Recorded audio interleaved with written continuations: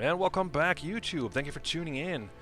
I always appreciate that. And today I would like to talk to you about a little game called Gun.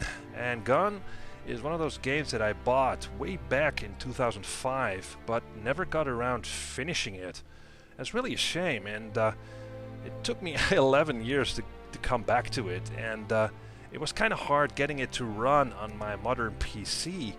I tried running it as administrator and in compatibility mode, but that didn't work, so I eventually resorted to using a no CD crack, and that actually worked. So I'm running my original copy with a cracked exe file, I guess making me a pirate or something. Anyway, enough of that.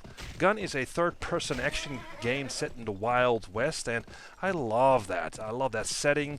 I love these spaghetti western movies. I love western games. So, in this game, you play as Colt, whose stepfather Ned was killed by some bad guys who were after gold, of course.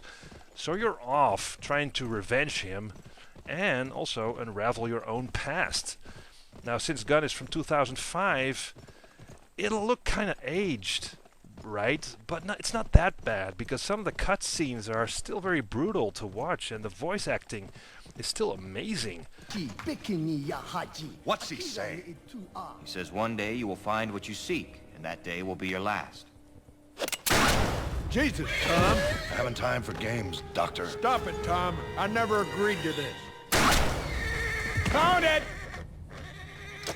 At long last. You son of a bitch! That cross is no good to you! I will not be denied!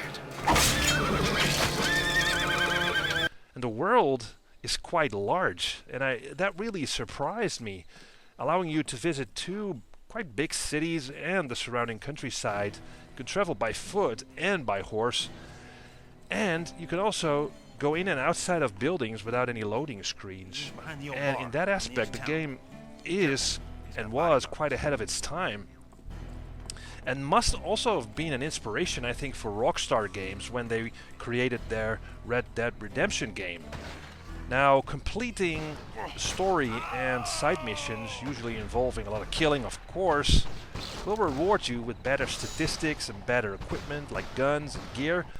But unfortunately, and this is kind of disappointing, that there isn't a whole lot of difference between the different pistols and the rifles. I never really noticed any difference there. Now, the main story missions, they tend to be diverse. You know, you have some stealth and some turn sections, and they're packed with action, really. And you can also do some side activities like going on a bounty hunt, shooting a bad guy, but this is kind of half-baked, I think. But anyway, the missions usually involve riding and fighting from horseback, which is really cool, works really well. And the shooting, because that's the main gameplay element, of course, is quite fun. It's really arcadey. And there's also a quick draw mode that will allow you to jump into first person, slow-mo, and then allowing you for a little limited time to get those headshots. So yeah, it's quite a fun game, and that really surprised me. The game does not overstay its welcome and will take you around 4 or 5 hours to complete.